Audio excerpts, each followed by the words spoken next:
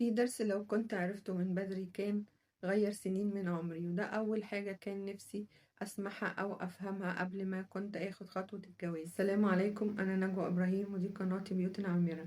النهاردة درس اتعلمته من تجربتي، والحقيقة لو كان عندي وعي بيه من بدري كان هيفرق معايا كتير، وده اللي نفسي أي حد يسمعه قبل ما يدخل تجربة جواز، لأن الموضوع مش بسيط، ده قرار بيتبني عليه سنين من العمر. وأهم حاجة اتعلمتها إن الاختيار الشريك لازم يكون ليه أساسيات واضحة، مش يكون جواز وخلاص.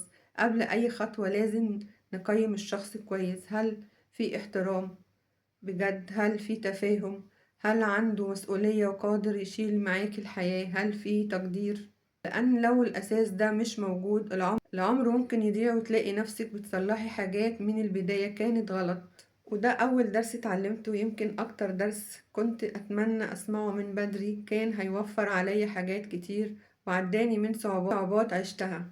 ونصيحتي لكل بنت، اسألي نفسك هل الشخص ده يناسبك على المدى الطويل، هل بينكم قيم مشتركة، هل في راحة. متستعجلوش، لأن أكبر مشكلة إننا نكمل مع حد الأساس بينا مش مبني صح. وفي الآخر اختيار الشريك مش خطوة، ده طريق كامل، ولو اخترناه صح من الأول بنرتب لنفسنا حياة أسهل بكتير.